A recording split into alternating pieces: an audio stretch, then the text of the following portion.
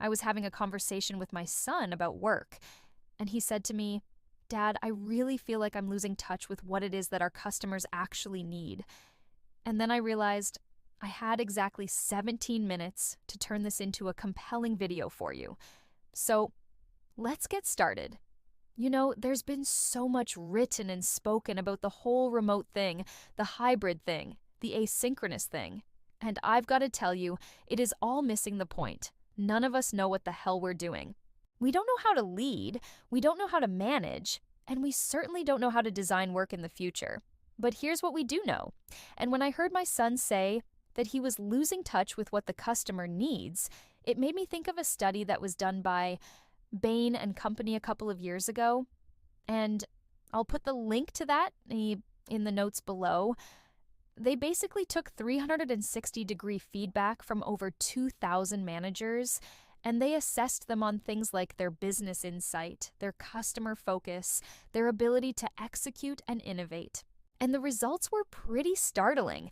The top quartile of performers, those who were closest to the customer, those who understood the customer the best and brought the customer along on the journey, were rated by their teams to be high performers.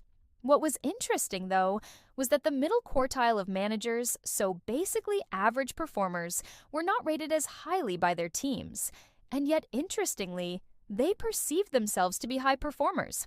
In fact, they overestimated their performance by 30%. Why? Because they weren't close to the customer. They were losing touch with the customer. And as a result, they didn't understand the customer's point of view. So, what's the point of this little story? Well, there are 2 points that I want to make. Firstly, companies who have been forced into adopting remote working or hybrid working or flexible working or whatever you want to call it, we've lost touch with the customer. We've moved away from where the customer is, and we don't understand the customer's needs anymore. Secondly, even more importantly, is that we need to look at how we're managing people in the organization.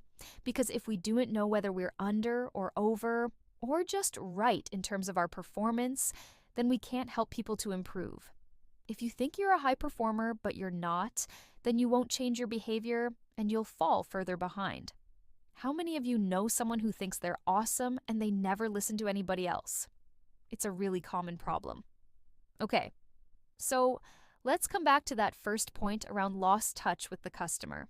A couple of years ago now, I remember going to an Agile working conference in London, and I was speaking to a company who were implementing Agile ways of working across their global offices.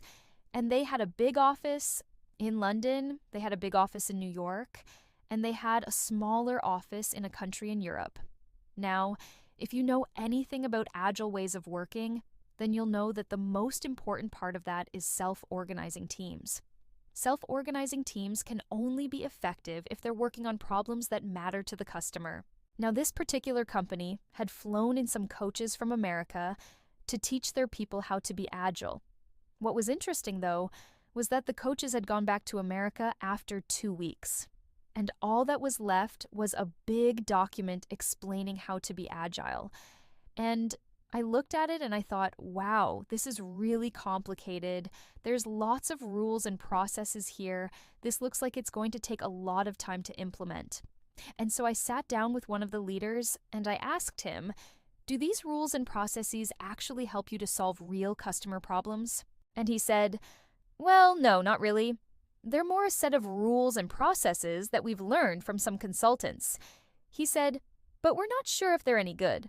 And I said, well, why don't you just start with one small experiment? Just pick one small problem that a customer has told you they have and try to solve that problem with this new way of working. So they picked a small problem, they worked on it for a week, and they solved it. And then they went and spoke to the customer. And the customer was absolutely delighted, and they said, that's brilliant. Can you please do some more? Now, it wasn't long before the entire backlog was filled with small experiments that solved real customer problems, and the team felt energized and empowered. But most importantly, they were delivering real customer value. Now, obviously, it's really easy to lose touch with the customer when you're sitting at home. You don't see the customer as often. You might not talk to the customer anymore. Everything is mediated through online chat or email or other virtual meetings. So, how do we make sure that we stay close to the customer? One of the things that we did when we were running our business was to embed people within the customer ease organization. That way, they became part of the customer's team and they lived and breathed the customer's problems. Another thing that we did was we made sure that every single person in the organization had some kind of scorecard or metric that measured how well they were doing from a customer perspective. And then we made sure that that was part of their performance review. We also tried to make it easy for people to talk to the customer. So we reduced the number of layers between the people doing the work and the customer so that people could pick up the phone and call the customer directly. We also used technology to help us. So we built software that would give us alerts if the customer was having any kind of problem or issue. So we could quickly respond to the customer. But most importantly, we made sure that everybody in the organization understood that the customer was the most important person. Without the customer, we wouldn't be in business. The second point that I want to make is that we've lost touch with how to manage people. Look, if you're in the middle quartile of managers, you probably don't realize that you're in the middle quartile of managers. You probably think you're about average. But if your teams are telling you that you're not helping them to do a great job, then you're probably in the middle quartile of managers. Maybe you're trying too hard, maybe you're not trying hard enough, maybe you're just not clear on what the priorities are. But whatever it is, if you're in that middle quartile, you need to change your behavior. How do you change the behavior of middle quartile managers? Well, firstly, you need to make sure that they're aware of where they are. So you need to give them feedback from their team members. You need to give them feedback from the customer. You need to give them feedback from their peers. And then you need to give them feedback on how that all adds up. Are they in the top quartile?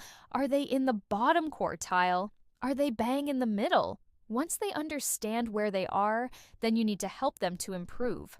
And the way that you help them to improve is by giving them specific actions that they can take to move them into the top quartile. You need to help them to build their emotional intelligence so that they can have better conversations with their teams. You need to help them to ask better questions of their teams. You need to help them to listen more and talk less. And most importantly, you need to help them to build relationships with the customer so that they understand what the customer really needs. If you're in that middle quartile and you're watching this thinking, "Oh God, I'm not very good at this," don't worry, you can improve. Reach out to your team, ask them for feedback, reach out to your customer, ask them for feedback, and then reach out to your manager and ask for help.